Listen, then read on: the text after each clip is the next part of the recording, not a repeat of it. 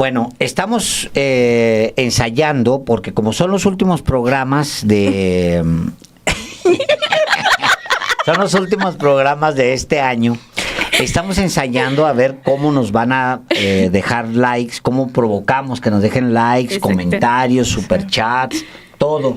Y una de las propuestas fue hacerle honor al nombre del canal. Como ustedes saben, se llama Sin embargo al aire. ¿Qué es más al aire que hacer un Estar al programa? aire. Dijimos al aire. Vámonos, encuerados.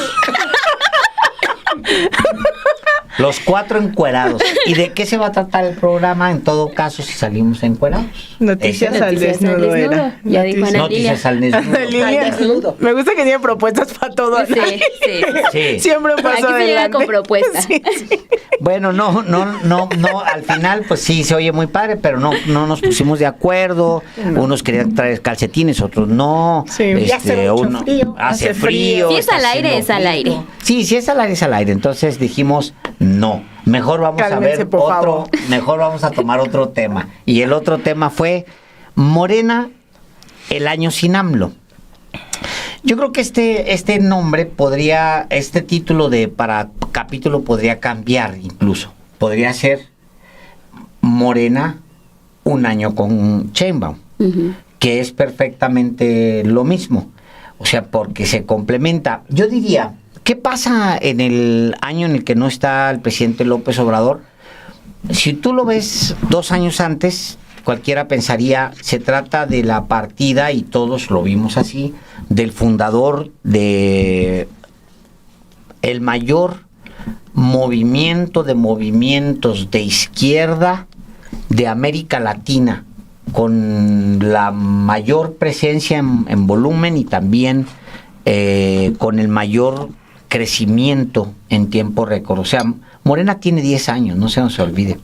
Y Morena se hizo del poder en muy, muy poco tiempo, en realidad. Tenía Morena fundado, ¿cuántos años cuando toma la presidencia? 4 años. 3, 4 años. 4 años. 2014 se Fíjate. hizo partido. O sea, en julio del 2014.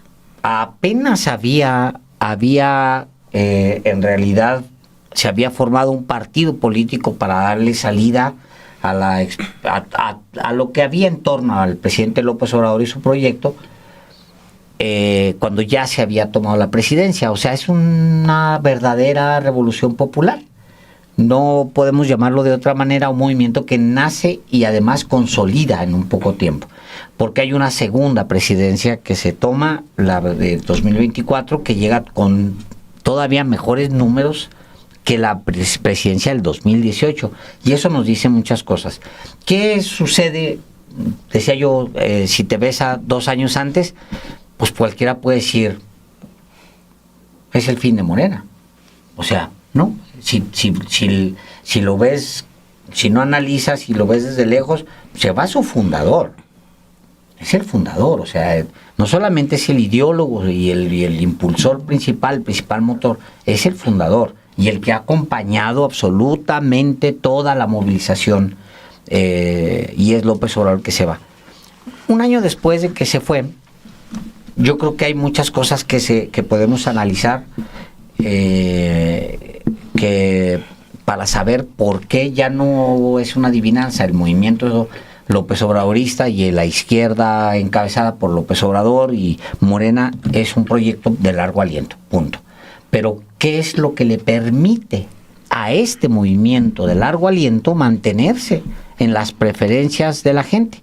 Y yo empezaría por decir, la primera, sin duda, la primera razón es que le respondió con la realidad, con la verdad a la gente, le dijo exactamente qué es lo que buscaba y con base a eso le dijo, aquí está, esto es lo que hemos logrado hasta ahorita.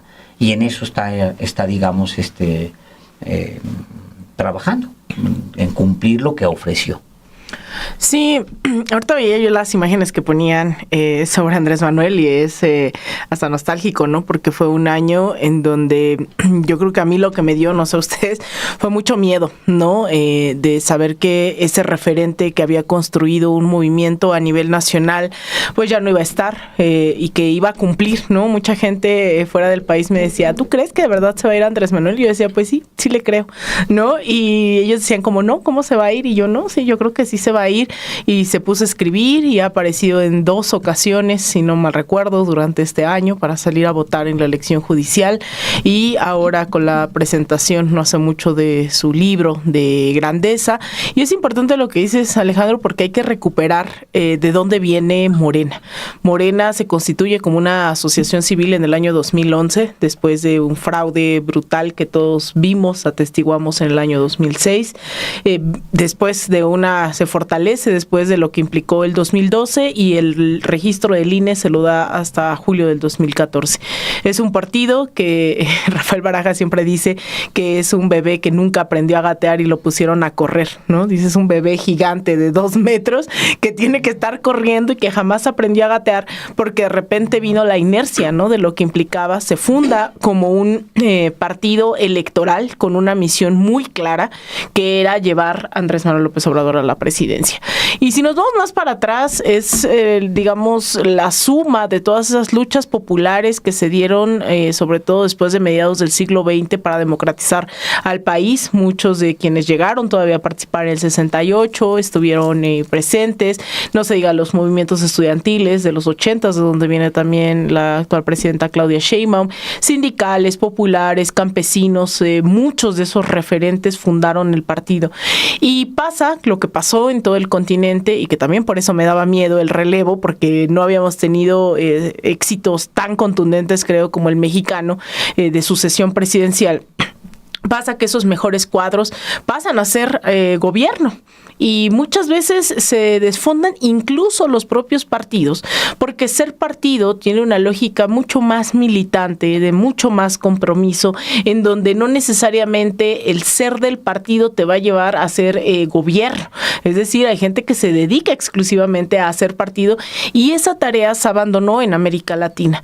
Se pasaron a ser gobierno, que es natural porque no tienes los suficientes cuadros de izquierda que logren un relevo, que eso es lo que vimos incluso durante el primer mandato. Es mi impresión que mucha de esa gente que cerró filas con Andrés Manuel López Obrador no necesariamente era esa gente científica, técnica, ¿no?, que estaba lista para ser gobierno, pero que habían sido una gran oposición en su momento. Entonces pasan a ser parte del aparato del Estado en sus múltiples espacios, y ahora lo que hace la presidenta Claudia Sheinbaum, y de lo cual respiro profundamente, es que refuerza esa parte que no necesariamente veíamos, insisto, con Andrés Manuel, que es con gente técnica, que también me daba miedo, ¿no? Porque de repente, pues, la formación de cuadros y formación técnica ha sido con una perspectiva profundamente neoliberal dentro de las universidades, dentro de los propios espacios de investigación, del gobierno mismo, y de repente decíamos, ¿dónde está, no, esa gente militante y demás? Bueno, ahora la presidenta lo que hace es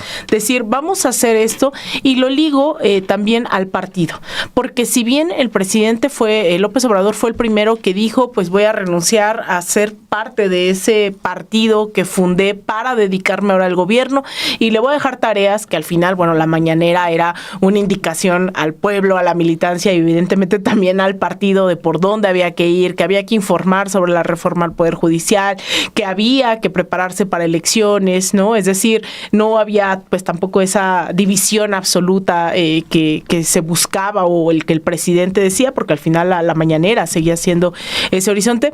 La presidenta también lo hace, ¿no? Y ha emitido cartas que creo que también no veíamos con Andrés Manuel diciendo, a ver, ¿no? Vamos a poner orden, y que la pregunta en este versus y en otros programas era, ¿hasta cuándo la presidenta va a tener que seguir mandando cartas? Y la militancia y sus representantes principales, sus rostros más visibles, van a asumir que tienen que acompañar a la presidenta en vez de ser obstáculo. Y yo creo que ahí ha puesto bastantes límites, ha dicho por dónde enrumbarse también, ha sido bastante firme, pero cerraré esta primera intervención diciendo que a lo mejor también el partido, si bien ha acompañado a la presidenta. Lo cierto es que creo que es un gobierno mucho más territorial que el de Andrés Manuel, porque no es solo en su momento Andrés Manuel recorriendo este país, como lo hace también la presidenta Claudia Sheinbaum, sino es su gobierno. La cantidad de asambleas que tiene este gobierno todos los días a través de su Secretaría de Mujeres, haciendo asambleas con las tejedoras de la patria, haciendo asambleas también en temas de la paz, estas ferias de la paz, es un gobierno profundamente territorial que no habíamos visto con Andrés Manuel, ¿no? Es decir, los trae cortos, como decimos, y yo creo que es un partido, es un gobierno también que asume muchas tareas que tradicionalmente veríamos de los partidos. Yo lo plantearía a partir del año con Claudia y no el año sin Andrés Manuel. Porque, y lo hablo desde el modelo de gobierno, finalmente estamos en el primer año de un gobierno de continuidad, de un proyecto que comienza en 2018, que ya se ha planteado, viene de toda esa lucha de décadas de Andrés Manuel López Obrador, de todo su recorrer el territorio, hacer una radiografía muy precisa de cuál era la condición en la que vivía el país y a partir de ahí plantear un proyecto de nación. Un proyecto de nación que ahora, como ha planteado la presidenta, va en esta segunda etapa, en este segundo nivel, y que va de fortalecer ese modelo de restituir derechos sociales para la población y que va también, y aquí retomo un poco de lo que decía Salina, de este perfil técnico, que a mí en esa parte que va planteando la presidenta cuando presenta su gabinete, ciertamente con perfiles más técnicos, a mí me causó más bien tranquilidad, porque veníamos también en tiempos de los priistas, de los panistas, había quienes se asumían o se decían tener muchas credenciales y perfiles como idóneos. Se vendió mucho esta idea del tecnicismo, de esos perfiles de quienes estudiaban posgrados en el extranjero, y ya por eso se vendía la idea de que iban a hacer un buen gobierno, y sabemos que no fue así. Sabemos que se usaba el cargo por mucho posgrado que se tuviera en el extranjero, lo mismo incurrían en tráfico de influencias, en raterías, a todo lo que da, sí, a todo lo que da. Miren, a mí me interesa mucho plantear el tema de cómo, por ejemplo, en Petróleos Mexicanos se ponía perfiles que decían, bueno, el perfil técnico y el que tiene los tantos posgrados, y aún así incurrían en saqueos. Emilio Lozoya es un claro ejemplo de eso, en saqueos, en desvíos de recursos, el cómo echaban mano de esos recursos para enriquecerse. Entonces, tuvimos también una etapa de esos perfiles que se decían técnicos que fracasaron y de malos gobiernos.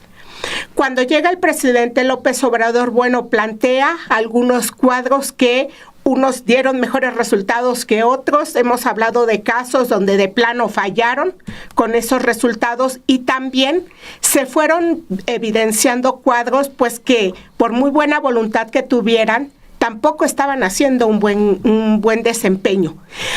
A mí me dio tranquilidad el ver en estos primeros cuadros que presenta la presidenta perfiles como más técnicos o más formados para el sector que se los estaba definiendo. Esto acompañado de el replanteamiento de cómo fortalecer, por ejemplo, las empresas paraestatales, hacer una colaboración, una coordinación más estrecha, y el gobierno de la presidenta se ha ido caracterizando precisamente por trazar ese esquema desde donde haya más coordinación, no solo a nivel federal, sino a nivel de las entidades. Es bien interesante lo que ocurrió en una de las recientes reuniones que tuvo todo el gabinete de seguridad, que se pudo ver públicamente, que estuvieron ahí los gobernadores, donde se habló de las estrategias de seguridad y particularmente el tema de la extorsión, y voy a plantearlo esta mayor coordinación, sin perder el tema de la ausencia de López Obrador, pero ahí está el proyecto obradorista y es el que se está practicando. Pero con la presidenta Sheinbaum se está viendo mayor coordinación incluso en aquellas entidades donde formalmente se tiene gobiernos de oposición, y lo que veías en esa reunión que tuvo todo el gabinete de seguridad ampliado con los gobernadores, era los gobernadores del PRI, los gobernadores del PAN, los de Movimiento Ciudadano, diciéndole gracias, presidenta, por la coordinación que estamos teniendo y la estrategia está teniendo buenos resultados. Y eso me parece muy relevante, porque a medida que se trabaje dando resultados más contundentes, y aquí me regreso al planteamiento de el año sin López Obrador, él, bueno, se retiró, le cayó la boca a todos los que decían y mantuvieron esas campañas de que se iba a reelegir, absurdas, pero se retira, pero está ahí el proyecto de nación que echó a andar, y ahora se van dando pasos para llevarlo más a fondo, fortalecerlo, y a mí sí me gusta esa parte de la mayor coordinación técnica y más organizadita, que es el perfil que tiene la doctora Sheinbaum. Va caminando el proyecto, y bueno, hablábamos acá también cuando aparece el presidente López Obrador, pues yo decía que me dio mucho gusto verlo, y reitero, fue bien interesante lo que plantea en estos videos. Nos muestra además el paraíso en el que vive ahí en Palenque, un verdadero paraíso. Uy, cómo les dolió. Con pollos y pavo reales. No, el pavo real fue más escandaloso que una elección intermedia. Y yo decía, ay, qué ganas de estar ahí sentadita, sí, leyendo café. Ahí pues en ese paraíso. Sí, cómo no, se antoja muchísimo un espacio así. Pero bueno, como nos toca estar aquí, sentaditos frente a la cámara, escuchando cada una de las visiones, ahí está esta imagen, que obviamente cerramos el 2025 con la reaparición, y que ya lo había anunciado el presidente, ¿no? El expresidente ya había dicho que él iba a salir, igual a dar a conocer su libro. Salió también cuando fue la reforma al Poder Judicial, tratando también ahí de salir a votar, porque fue una iniciativa que él promovió, fue un cambio que él también trató de dejar cimentado, porque sabía lo que venía. Se fue el expresidente, se fue Andrés Manuel López Obrador, pero no se fue el proyecto de la Cuarta Transformación. Creo que eso es lo que debemos de tener luego cuando pensamos en un año con la presidenta Claudia Sheinbaum, porque los resultados han ido poco a poco, y lo vimos desde el primer mes, cuando veíamos también cómo el presidente Donald Trump llega a la presidencia de Estados Unidos por segunda ocasión, y se veían los nervios, ¿no? Si de por sí cómo ha tratado a cada uno de los mandatarios, a las mandatarias incluso de otras latitudes, se esperaba quizás que fuera de esa manera con la presidenta Claudia Sheinbaum, lo cual no fue así. Hubo una muy buena negociación. Ha habido también actos muy sinceros de la presidenta para decir, a ver, yo ya no voy a tomar nada de lo que dicen los medios de comunicación, esas narrativas no las voy a estar respondiendo, voy a responder al presidente cuando tenga un diálogo directo. Entonces, ha sabido llevar a un personaje como lo es el presidente ahorita estadounidense, un personaje que tiene muchas vistas, tiene muchas maneras de leerlo, de verlo, y son unas políticas también muy distintas a las que se están ejerciendo acá en nuestro país, y eso también ha sido de destacar de la presidenta aquel momento cuando salió y dijo, bueno, ya vieron el tuit, ¿no? Ya esta negociación se ha pausado, así ha ido, ha logrado contener a Donald Trump, pero también ha logrado contener a la oposición aquí. A finales de este mes de diciembre, lo que hemos visto fue un intento de la oposición por querer ver que la juventud, que los jóvenes están muy enojados y molestos con este proyecto de la Cuarta Transformación. La última movilización a la que llamaron fue la de el domingo 14 de diciembre, que reunió a poco más de 200 personas, en donde la ausencia una vez más eran los jóvenes. Yo decía en ese momento que ya se les había caído la máscara, que estaban buscando ahora qué otra máscara van a utilizar, y en el versus pasado también decíamos nosotros, la reforma electoral. Va a venir ahora toda esa resistencia, va a venir ahora un proyecto de Claudio X González, una vez más para dar batalla desde esa iniciativa y desde ese escenario. Pero decía que ha tumbado a cada uno de los personajes de la oposición, porque la narrativa es un títere. la presidenta Claudia Sheinbaum. Es un títere de Andrés Manuel López Obrador y ha demostrado que no es un títere, y eso es lo más que ha hecho para la oposición, que está muy enojada porque no les ha dado elementos para seguir golpeando desde ese punto. ¿Quién ha traído a este escenario a Andrés Manuel López Obrador? Ellos que siguen repitiendo y que siguen dando mentiras que tienen que ver con que si ya va a reaparecer, que si ya le habló, que si está en contacto o no está en contacto, y la presidenta pareciera que muy pocas veces ha hablado con el expresidente Andrés Manuel López Obrador, y que ella se sabe valer por sí sola y que sabe, como bien describías ahorita, dar órdenes, dar indicaciones, controlar a un equipo, y un equipo que esté dando resultados. Y eso fue lo que ha demostrado durante este primer año de gobierno la presidenta Claudia Sheinbaum, que incluso lo dijo en una asamblea que se realizó para dar a conocer los logros el pasado 1 de octubre, que sorprendía con cada uno de estos detalles de cuántas personas, millones de personas habían salido de la pobreza, cómo iba avanzando en temas de seguridad, que es con números graves que deja el sexenio de Andrés Manuel López Obrador, y que ella sabe capitalizar también todo ese hecho y decir vamos a trabajar, vamos a coordinarlos. Y ahora también que ya tiene a varios elementos, recuerdo ahora que se presentaba también a principios de diciembre el Acuerdo Nacional para erradicar la extorsión, que lo primero que destacaba la presidenta es: aquí en la mesa hay gente de mi equipo de la jefatura de gobierno de la Ciudad de México, de mi primer tramo. Estaba la secretaria de gobierno en ese momento, también Rosa Isela Rodríguez, que ahora es la secretaria de Gobernación, la fiscal general de la República, que en su momento fue la fiscal de la Ciudad de México, Ernestina Godoy, y el secretario de Seguridad y Protección Ciudadana, que en su momento fue el secretario de Seguridad de la Ciudad de México, Omar García Harfuch.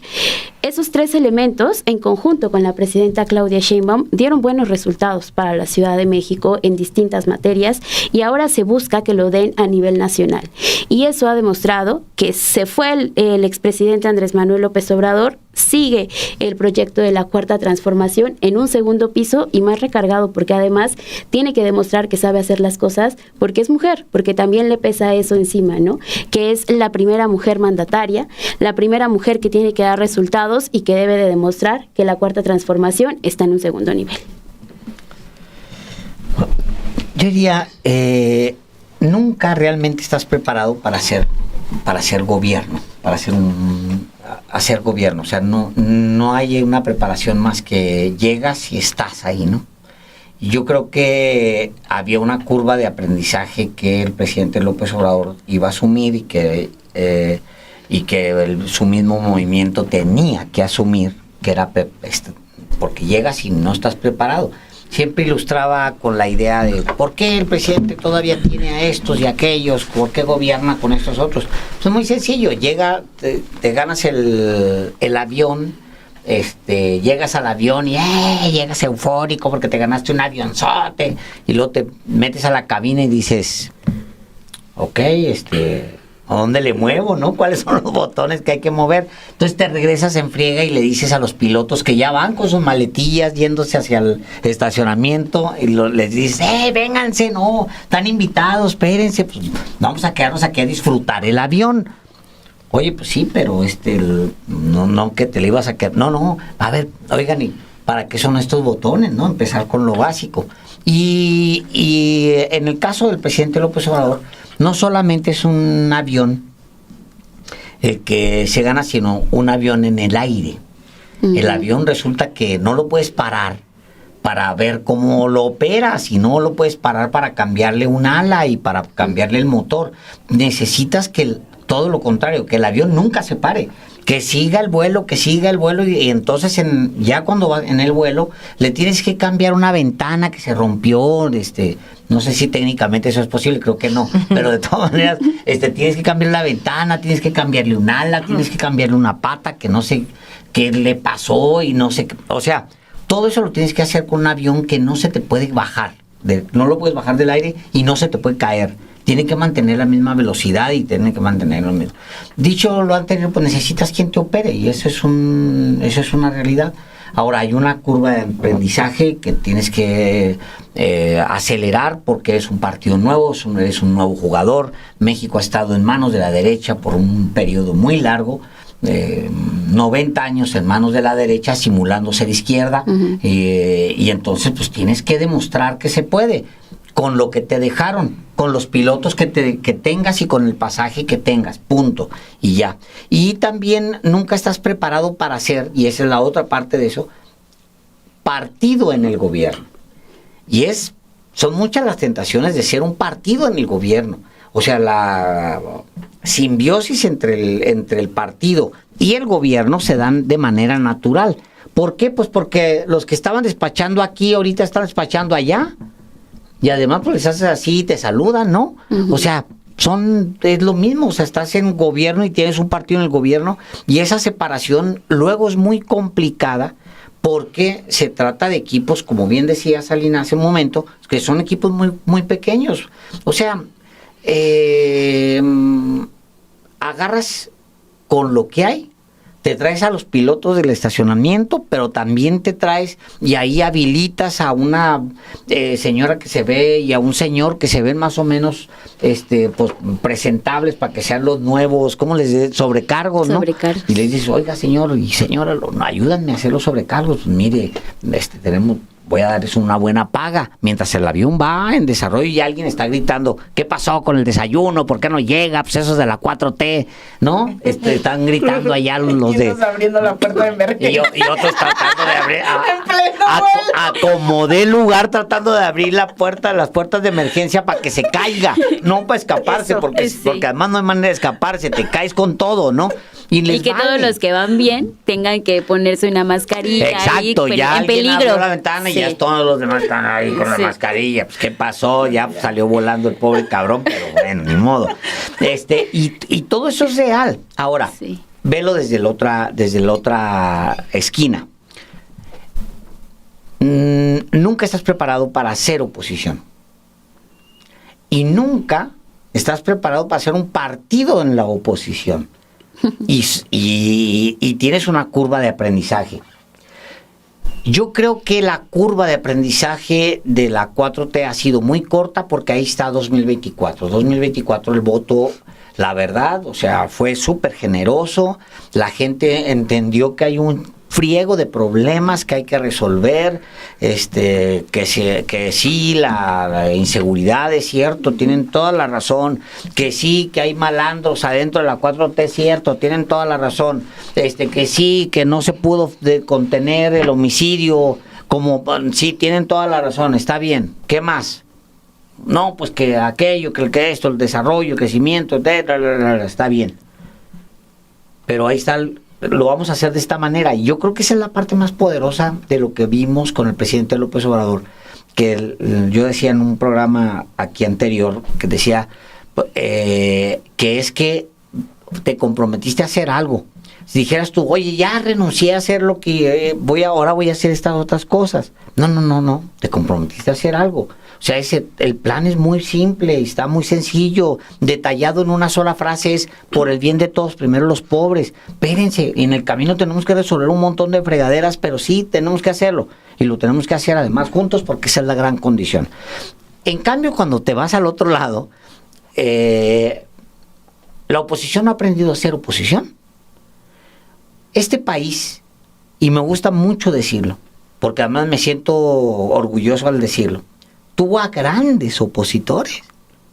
Rosario Ibarra de Piedra, como opositora, fue una gran opositora.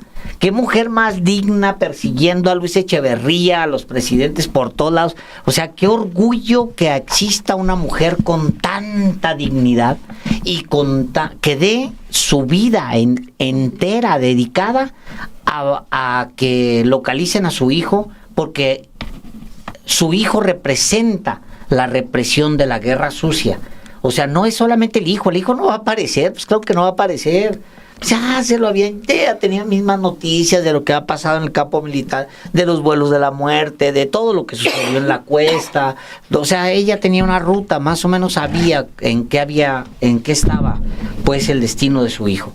Pero decir, porque vivos se los llevaron, vivos los queremos, era la manera de decir, no vamos a dejar de gritar y de exigir que aparezcan todos los que fueron llevados de manera arbitraria a los campos militares, sometidos a tortura y asesinados. Se los llevaron vivos, vivos los queremos. Qué digno era ser Eberto Castillo, verlo al viejo marchar. Qué dignidad tan tremenda. Incluso Cuauhtémoc, yo batallo mucho con ese personaje, batallo mucho con Cuauhtémoc Cárdenas, pero incluso él, lo estimo, hombre, no cambio a ninguno de la oposición por Cárdenas. Cárdenas es Cárdenas y siempre va a ser Cárdenas, y su valentía hizo posible que este país caminara, entendiera que era posible transformarse. No le escatimo nada a Cárdenas. Pero pues le tengo mis cosas, ¿no? Como todos, pues sí, y como también. Cárdenas tiene sus cosas con nosotros y con la izquierda de hoy. Seguramente, pues digo, no seguramente, pues lo dice a diario. Al mismo tiempo ves el mismo López Obrador, qué manera de ser oposición, qué manera, o sea, cuando lo agarran y lo humillan en el 2006, cuando realmente lo humillan en 2006, que fue una cosa horrible para quien la recuerde, o sea, fue una cosa tremenda, y aún así no, soy terco, y me sigo. O sea, este país ha tenido grandes opositores. ¿Qué tienes ahorita? Tienes a Xóchitl Gálvez. A un Alito. O sea, un Barbaján como Alito. Al cártel inmobiliario. O sea, Alessandra. O sea, una cantidad de mediocres, de gente mal hecha, mal formada, sin ni siquiera tener una aspiración a algo. Había en la oposición mexicana siempre al menos una idea de qué buscabas, qué nación querías para México, qué te imaginabas de México. O sea, había una idea, la idea estaba ahí, siempre, permanentemente acompañó, y había muchas formas de lucha. Unos se tomaron las armas porque pensaron que era lo que tenían que hacer, otros caminaron, otros marcharon, otros se opusieron, otros se fueron al ayuno, otros persiguieron a los políticos, otros se tiraron al piso, otros gritaron, pero la idea era la misma. Y ahora tú volteas a la oposición y dices, una cantidad de payasos mal hechos, mal formados, sin ideología, sin principios, la mayoría tocados por la corrupción, manchados, arrastrados, derrotados por el dinero, Perdónale, a merced de los empresarios. Pero, o sea, tan así que no tienen a una figura que tuvieron que hablarle a Ernesto Zedillo. Tuvieron que revivirlo. No, es que la figura la tenían, pero se hacían locos. Fíjate, yo siempre dije, cuando dije, ahí viene Zedillo de regreso, oye, ¿qué no cubrieron de flores a Xóchitl Gálvez? Bendita Xóchitl entre las mujeres, dijo no sé quién, que como la Virgen. Loaesa. Y luego, Xóchitl no es una candidata, es el pueblo en Krause, ¿no? Krause. A ver, te voy diciendo. O sea, Adivina el otro, personaje. creo que hemos escogido, o sea, cada intelectual la había puesto a Xóchitl Gálvez, ni ellos se la creyeron al final, la ignoran, la tienen a un lado, nunca la quisieron, era producto milagro para ellos, esperaban que lo sanara de todos sus males en una sola votación y con un solo producto, o sea, terrible. Entonces, para concluir mi participación en este tramo, es un año sin AMLO. Si tú oyes a la presidenta y ves lo que hay puesto, dices tú, fiu, qué bueno que funcione, fiu, ya está, ahí va. Y del otro lado, porque puede que no funcionen las cosas, y cuando volteas a ver la oposición dices, eso es lo que no funciona, en realidad. Ay, pues es que ya abriste la caja de Pandora por donde le entramos, ¿no? Pero yo creo que a mí me gustaría decir que esto es una permanente disputa, ¿no? Y que también ellos lo han entendido, y por ellos me refiero a esta derecha mediocre que se ha fascistizado cada vez más, y que el pasado 15 de noviembre vimos un primer punto de hacia dónde van a ir en este 2026, que su proyecto siempre fue la violencia, pero que tenían un cierto margen dentro de esta llamada democracia pues liberal, electoral, para tratar de competir y poner a Xóchitl, aun cuando detrás de ellos había un proceso profundamente antidemocrático, el uso de los medios de comunicación, se les acabó, ¿no?, el chiringuito en el Poder Judicial. Entonces tenían varias herramientas y hoy están totalmente desesperados. Y eso obviamente juega a favor de la Cuarta Transformación, ¿no? Ya no sabemos si es enemigo o aliado Alito, porque parece que lo hace adrede para decir tengan más votos y entierren por favor ya al PRI. Él está enterrando. Sí, entonces me parece que eso sigue jugando a favor, pero también vuelvo a esto de, en su momento me preocupaba el tema de la sucesión, ¿no? Cuando había yo visto la traición de Lenín Moreno a Rafael Correa en Ecuador, había visto el descafeinamiento del kirchnerismo con Alberto Fernández y después obviamente la llegada de Javier Milei, primero de Mauricio Macri, los pleitos internos que habían colapsado en Bolivia entre Lucho y Evo Morales, pues incluso lo que veíamos no hace mucho en el caso de Honduras, que fue pues que se confiaron, ¿no? Que creyeron que la derecha no era la misma derecha que había dado un golpe de Estado, que había impulsado un narcoestado con Juan Orlando Hernández, que tenía a Estados Unidos y ahora a Donald Trump como aliado. Es decir, esas sucesiones, claro que me preocupaban, y de repente viene la presidenta a decir, pues hay presidenta y hay pueblo respaldándolo.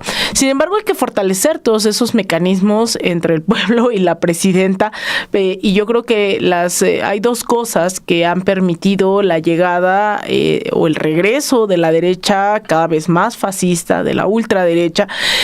Una se desglosa en dos puntos, que es el tema de economía y seguridad, los grandes fracasos de las izquierdas, que se resumen en uno, digo yo, que es saber gobernar, ¿no? Y gobernar implica la reducción de la pobreza, de las desigualdades, de la inflación, en cosas muy concretas en el día a día de la población.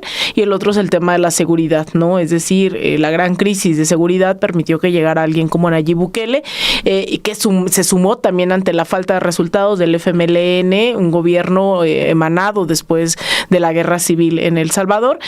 Y eso creo que ahorita en México me preocuparía el tema de la seguridad, toda vez que en el tema económico, con las alianzas que se han hecho con los sectores empresariales, un proceso de industrialización a lo interno, la reducción de la pobreza, de la desigualdad, con temas muy concretos, no me preocuparía tanto, aun cuando hay quienes están augurando una posible crisis económica el próximo año, vamos a ver, pero el tema de la seguridad sigue siendo sensible, y voy a volver a rescatar lo que hablamos en este Versus hace ya varias semanas, que es el tema de Michoacán, ¿no? El hecho de que Michoacán salga avante podría significar una estrategia que se pudiese aplicar a nivel nacional. Y la otra, que no es menor y que a veces también, y no a veces, creo que ha sido más una generalidad que excepción en los últimos 20 años en América Latina, ha sido disputar también ese sentido común a través de una praxis ejemplar de la militancia de izquierda, del gobierno de izquierda, que es que se ejerza realmente la austeridad republicana, que se ejerza realmente el combate a la impunidad, que se ejemplifique, ¿no?, en la presidencia, en el gobierno, en el partido, en absolutamente todos, ese militante nuevo, esa militante nueva que queremos ver nacer, ¿no?, que sea congruente, que sea solidario, empático, que no haga apología, ¿no?, por ejemplo, al tema del crimen organizado, ¿no?, que a veces se minimiza mucho cómo es que después de tantas décadas, pues asumimos que pues la única música que se iba a escuchar en este país iba a ser corridos tumbados, ¿no?, haciendo apología a ciertos cárteles, etcétera, etcétera. Yo creo que ahí en esa materia hay que meter a veces el acelerador, porque los gobiernos también de izquierda fracasaron en transferir todas esas victorias, luchas y esa nueva militancia hacia las nuevas generaciones.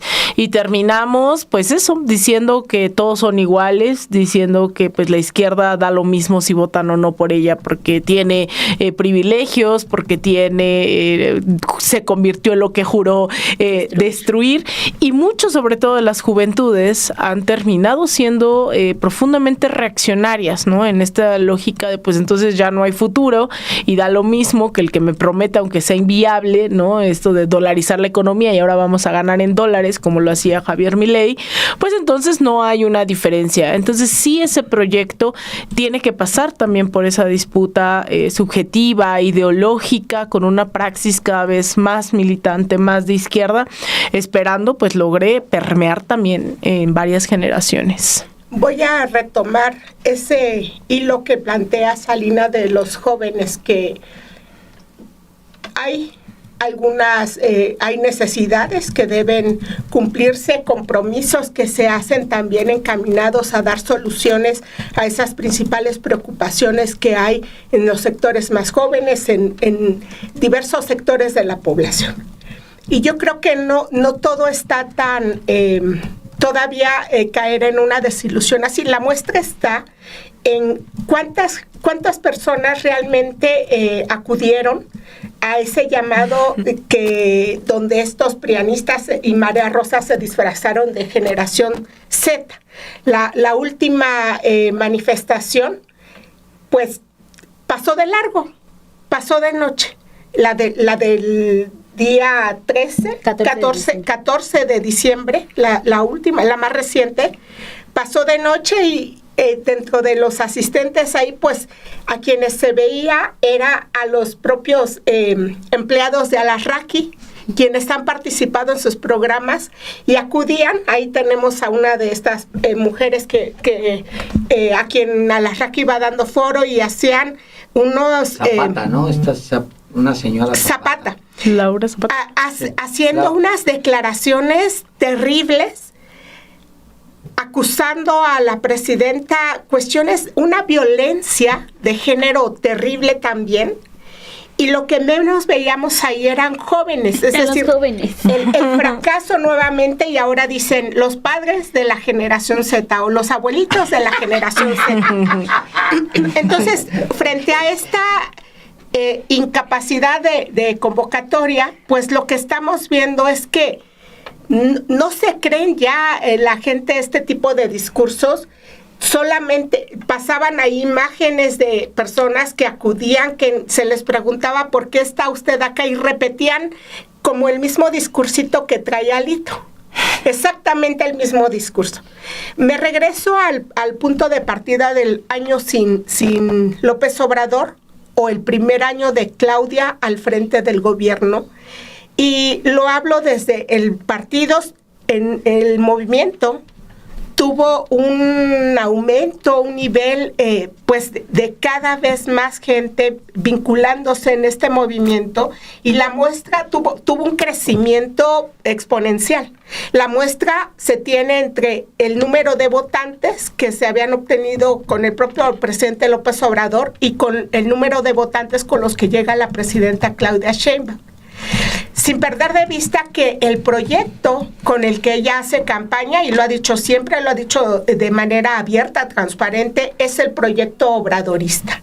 Y dice, vamos por un gobierno de continuidad, vamos por el segundo piso de la transformación. Y eso es lo que se espera por parte de los votantes.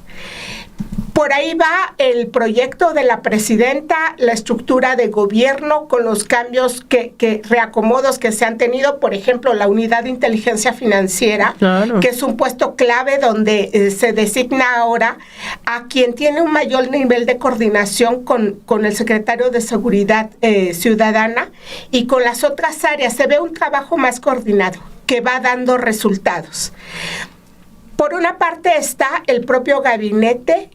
Por otra parte está el partido, que tiene sus propias contradicciones y que tiene muchas tareas pendientes, y lo hemos discutido en varias mesas, el cómo también se ha dejado pasar acciones de personas pues que van contra el propio movimiento.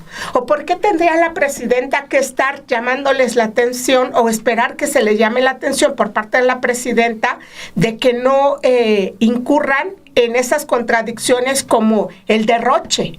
Hablabas del tema de la austeridad republicana, que es una de las claves del obradorismo. Y desde mi punto de vista es uno de los aciertos, porque veníamos en décadas pasadas de gobiernos donde se buscaba llegar al cargo para tener privilegios. La burocracia dorada era una realidad de nuestro país. Todavía tenemos los estragos de esa burocracia dorada, y pongo un ejemplo: las escandalosas pensiones que todavía se siguen pagando en el país a costa de las empresas paraestatales, a costa de algunas instituciones que ya no tendrían por qué estar pagándose esas pensiones doradas, incluida la de este señor Zedillo, el sinvergüenza Zedillo. Le he llamado y lo vuelvo a decir, sinvergüenza, que sigue cobrando esa pensión enorme del Banco de México, y el Banco de México tiene esas pensiones doradas vigentes que ya no se tendrían por qué estar pagando. Entonces, está por ahí todavía esa parte de la tarea pendiente, de esos estragos, de toda esa burocracia dorada que surge, que se reforzó en esa idea falsa del gobierno de transición entre el PRI y el PAN, que lo que llegaron fue a hacer estructuras más costosas para el Estado, incluidos esos que se denominaban organismos autónomos y que se convirtieron en despachos de gestoría de intereses particulares. Y el otro punto que planteo es el de la oposición. Como planteas, Alejandro, ¿qué tipo de oposición tenemos hoy?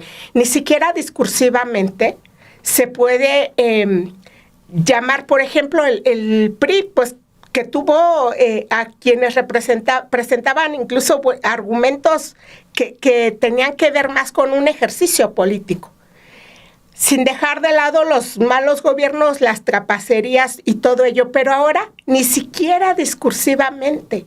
¿Cuál es el discurso de Alejandro Moreno? Insulto tras insulto tras insulto, ofensa tras ofensa. Ahora golpes también. Y golpes, se ha llegado ya a un nivel de violencia y esa oposición que en este año, como este año se recordará también el año en que la oposición se quitó la máscara para hacerse cada vez más violenta, que trasladó la violencia a las calles y esto es algo de lo que sí debe ocuparnos, estar atentos, que siguen robusteciendo esas campañas desde las redes, inyectándole más y más capital para azuzar la violencia. Y eso es algo que sí es preocupante. Porque estamos en la antesala también en este 2026 que va a arrancar para las elecciones del 2027. ¿Qué va a pasar con una oposición? Está buscando eso, de cierta forma, regresar a esos cotos de poder, regresar a esos cargos que por muchísimos años ya han perdido, y lo van a hacer de esa manera, como le estabas diciendo ahorita Ana Lilia y también Alina, que tenían esa intención de ya radicalizarse por completo y llegar hasta el extremo de la derecha, que les lleve a la violencia como uno de sus proyectos, porque no hay tal cual un proyecto como sí lo hay desde que el expresidente Andrés Manuel López Obrador comienza, y que va reforzando y que va cambiando también en el sexenio que termina en el 2024 y que toma la presidenta Claudia Sheinbaum, ¿no? Y lo que sucede de este lado en este primer año, también veo una fortaleza para ese proyecto en lugar de una caída. En octubre, cuando daba los primeros resultados de los 12 meses que ya llevaba al frente del gobierno, se veía esa visión humanista y esa visión de una mujer que estaba al frente, porque hacíamos énfasis también en decir, y hay que reconocer que fue la primera mujer presidenta, pero con una visión feminista, que lo que hizo fue inmediatamente abrir programas del bienestar para mujeres, para ciertos sectores que por muchísimos años estuvieron discriminados, para personas con discapacidad. Siguió ampliando cada vez más esos proyectos para los jóvenes, para los estudiantes, y teniendo como una base integral ese proyecto en el que se trabaja, por un lado, en las causas para que los jóvenes no se vayan a la inseguridad, para que las madres solteras puedan tener más recursos, más ingresos, o para las madres o para las mujeres trabajadoras del hogar, que eso también cuántas veces se negó por parte de un proyecto de la oposición, que no existía la sociedad popular en ellos, ¿no? O sea, no tenía cabida alguna ninguno de estos sectores que la presidenta Claudia Sheinbaum volvió a retomar y que la presidenta Claudia Sheinbaum dijo, voltemos a ver y fortalezcamos esa base. Eso fue algo de lo que sucedió, pero también algo que reconozco en este 2025 son la celeridad que se le dieron a ciertas reformas. Y también el haber tenido una mayoría en el Congreso le da la oportunidad para que ya no, y en el Congreso y en el Poder Judicial con el cambio de este poder, le dieron la oportunidad de que ya estas iniciativas no se las tumbaran y no le pusieran el pie ahí por parte de la oposición para que sí pudieran avanzar y para que sí pudieran tener una mejor salida. Vamos viendo que se va avanzando en ese camino, todavía falta mucho. Terminamos también una vez más hablando de esta primavera laboral que hacía referencia el secretario del Trabajo, por todo lo que ha avanzado y teniendo también un resultado para esa población, pero también por el otro lado está la reforma a las 40 horas, que es una gran deuda que de acuerdo con lo que se anunció recientemente, sí va a seguir avanzando, sí van a tener ese tipo de resultados y creo que ahí vamos a ver un gran camino para que se vaya reforzando este proyecto de la Cuarta Transformación, pero también por el otro lado, que no se caiga en estas ideas que hay por parte de la oposición para que se voltea a ver a la violencia como una de las formas en las cuales puedan tener y puedan salir a votar en el 2027. 2026 es eso, reforzar el proyecto de la Cuarta Transformación, y eso me lleva también a que no es tarea nada más de la presidenta, a que es una tarea también de parte de Morena y del partido político. ¿En dónde está la dirigencia? ¿Qué está haciendo? ¿Está haciendo suyo este proyecto también? Hablábamos hace un momento, Alina, sobre todo tú, de la formación también para nuevos cuadros, ¿no? O sea, cómo se están tomando a nuevos personajes y cómo a partir de eso empezar a presentarlos para que sean una opción de territorio, para que sí sea un movimiento que está escuchando las demandas de la gente. La presidenta lo ha hecho, ha salido cada fin de semana y eso es algo que a mí me ha sorprendido mucho porque el expresidente Andrés Manuel López Obrador no lo hizo inmediatamente que tomó el cargo, sino fue hasta muchísimo tiempo después, y de esa manera también fue como empezamos a ver un cambio. Entonces creo que 2026 va a ser eso. Bueno, voy cerrando mi participación con esta última reflexión. Yo pensaba en que mi mamá siempre estaba muy atenta a nosotros cuando estábamos en casa discutiendo entre los hermanos y nos peleábamos. Y entonces había como distintos momentos de intervención de mi mamá. Una era que se asomaba y ya era como un tema, ¿no? Ya se asomó mi mamá, más bien hay que estar... ya nos vio. Hay que ponernos abusados porque ya anda por aquí. Y ya la última versión de mi mamá, ya cuando era sálvese el que pueda, era cuando mi mamá se mordía este dedo, quién sabe por qué. Voltea a verte y te hacía así. Contaba hasta 10. Era un gesto como diciendo, híjole, mano, que ya no sé qué hacer con ustedes de verdad. Y yo siento que los gobiernos siempre tienen que estar muy atentos de todo, absolutamente, pero tienen que estar siempre muy sometidos los gobernantes a un estrés muy necesario. Uh-huh. Siento que si no está sometido el gobernante a ese estrés, estrés en el mejor sentido, no el estrés que significa los nervios, no, a un estrés, sometido a estrés, para que tenga que estar resolviendo asuntos. Y si no está sometido a un estrés, tiene que buscarlo. O sea, tiene que plantearse rutas alternativas para someterse a estrés y para que las cosas funcionen.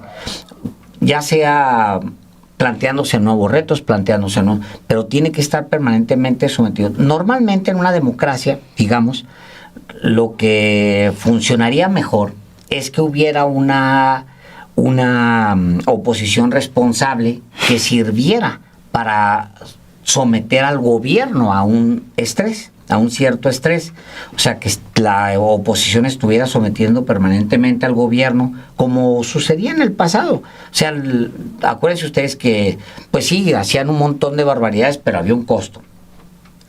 O sea, sí, te metiste a Tenco, hiciste lo que hiciste, pero hay costo. O sea, tienes que responder a eso. Vas a tener que responder. Si no ahorita, más adelante lo vas a tener que responder. Ni perdón ni olvido, ¿no? Permanentemente era la consigna. O sea, sí, tienes mucho poder y haces lo que quieres y demás, pero va a tener un costo. No va a ser gratis lo que estás haciendo. Y yo creo que ese estrés es muy saludable. Dicho lo anterior, no me quedo conforme con la idea de que no exista una oposición responsable. Lo que tienes es una oposición que construye mentiras. Uh-huh. Que eso es muy grave, o sea, porque no tienes una oposición que realmente esté ejerciendo la de estrés, de presión al poder, porque tienes que retarlo, tienes que estarlo retando. No, es una oposición que está permanentemente construyendo mentiras. Todo ese discurso, por ejemplo, cuando oí un día a uno de los principales analistas de temas de narcotráfico en México, un académico de la UNAM, decir que toda la gente en Sinaloa se pregunta de qué vive López Obrador y a qué iba a Badiraguato. Dije yo, ¿a poco a este güey le he escuchado yo toda mi vida los temas? O sea, yo le he leído a este tipo hasta el cansancio. O sea, Astorga, estoy hablando de un académico al que respetadísimo sobre temas de narcotráfico, diciendo que AMLO iba a Badiraguato a recoger maletas. Imagínense ustedes que el presidente López Obrador iba a Badiraguato con el ejército, con la policía, con los alcaldes locales, con el gobernador, con la prensa, con su equipo, con su familia, con todo el mundo. Llegaba a Badiraguato a recoger maletas. Entonces, pues como estaba él mismo se rodeaba de tanta gente, lo que hacía es que de repente les decía, miren, ahí va un pajarito, y salía corriendo atrás de un carro, y entonces con el mayo, ¿no? Se cambiaba un maletín. No tengo idea, pues, cómo recibes maletas y vas a una gira rodeado por todo el mundo. No. Es una completa y absoluta imbecilidad pensar siquiera que AMLO podía recoger maletas en esos viajes a Badiraguato. Es una imbecilidad. Hasta estratégicamente, que no hay cuentas bancarias, no hay, o sea, todo mal, pues, ¿no? Pero es una mentira tras otra. Uh-huh. La mentira de la dictadura, la mentira de que vivimos en un estado de opresión, de que, ya ven, los carteles de las marchas estas de la generación falsa Z, uh-huh, que una Claudia Sheinbaum callándolos. ¿A quién callan? A nadie callan. Eso es una gran mentira. Al contrario, que hablen. Le hace mucho bien a la 4T porque dicen muchas sandeces. Cada payasada que sacan. Entonces, dicho esto, yo sí creo que sí necesita este país una oposición responsable. Eso que se tiene ahorita es patético, por decirlo menos. Así es. Pues yo solo diría que para el próximo 2026, pues vamos a ver justamente esa fascistización que ya está en la oposición, un gobierno que creo que tiene muy claro los diagnósticos y que sigue impulsando en materia de salud, de vivienda, ¿no? Que el tema de la vivienda a mí me parece que mientras el mundo está hablando de, pues, eso, ¿no? Las ciudades más caras del mundo, ahora se están haciendo ciertos esfuerzos en México que no veíamos durante décadas por dotar de vivienda asequible a la población, que se nos olvida que es un derecho, ¿no? Siempre ha sido un privilegio, y pensar en que tenemos que tener una casa donde vivir decentemente es como de qué están hablando, en qué idioma lo están diciendo. Entonces, pues eso, y que también que la labor de quienes estamos en estos espacios hablando con la gente, pues también es mayor, ¿no? Porque también creo que requiere un segundo piso estos análisis ya cada vez mucho más enfocados en muchos temas, que podamos estar a la altura, no se diga las tareas para el partido, para quienes sustentan en el gobierno, y también pues la formación política. Creo que tenemos que ponerle 10 pisos más, no solo uno más. Pues es predecible que en meses próximos, el año próximo, la oposición va a meterle más recursos económicos a estas campañas. Ya están operando a todo lo que dan estos asesores internacionales que traen ese discurso de que todo está en llamas, el país en llamas, que lo estamos viendo en las campañas que montan en redes sociales y que reproducen personajes como Fox, que con su playerita de Generación Z también. Sí, es lo que hemos tenido y es predecible absolutamente que van por ese camino. Donde sí le veo, y que además de patético, resulta muy reprochable que se estén agarrando también de ir a Estados Unidos y desde ahí hacen sus fantochadas de sus videos de que fueron a denunciar a tal o cual, pero este llamado injerencista que lo retrata también de cuerpo entero, lo entreguistas, lo patéticos, pero entre más le inyecten recursos también hay que estar muy atentos a todas esas campañas, porque parte de las narrativas de las campañas que han intentado desestabilizar también en otros países son mediante redes sociales, y eso es lo que aquí se está intentando. Entonces es una oposición sí patética, pero que todavía mueve mucho dinero, y lo estamos viendo ahora con cómo desde el PAN le hacen un llamado a Salinas para que sea su candidato. Y el hombre, mientras busca seguir evadiendo impuestos, pues es capaz de unirse a ese proyecto. Entonces hay que ver también esos pasos de esa oposición. Sí se esperaría que tuviésemos una oposición responsable, no la tenemos, y es claro que irán incrementando el nivel de violencia. A mí me parece que por ahí sí es algo en que debemos poner cuidado y estar siempre en estos espacios planteando cuando se trate de información falsa, como toda la que están distribuyendo masivamente, porque también es nuestra tarea desde el periodismo estar siempre atentos a ese tipo de campañas donde son capaces de crear esos imaginarios que mientras se desmiente la idea ya quedó por ahí sembrada la idea falsa. Yo nada más agrego que algo que vimos también fue una capacidad de reacción por parte del equipo de la presidenta Claudia Sheinbaum ante cada una de estas batallas que intentó dar la oposición. Entonces, la oposición, en lugar de irse para arriba, me parece que se está hundiendo con todas estas mentiras que ha dejado y han quedado pues básicamente descubiertos, ¿no? Y eso es, creo, una gran labor que se hace desde presidencia, pero también se deben de seguir redoblando esfuerzos para seguir desmantelando a todos esos personajes y dejarlos ahora sí como arrancamos este programa al desnudo. Bueno, pues no cumplimos con nuestra pero la oposición que sí quede así. Exacto. No cumplimos con nuestra intención de hacer un programa completamente al desnudo. No significa que usted no deba dejar su like. Así, no nos vio encuerarnos, no nos encueramos. O a lo mejor como no quieren que nos encueremos, nos va a dejar más like. Así, no, por favor. Pero por lo pronto vean el siguiente programa porque a lo mejor hay sorpresas. No digo cuáles. Pero nos vemos. De que nos vemos la próxima semana, nos vemos. Así que pues ahí seguimos. Felices fiestas a todos y todas. Bye. Chao.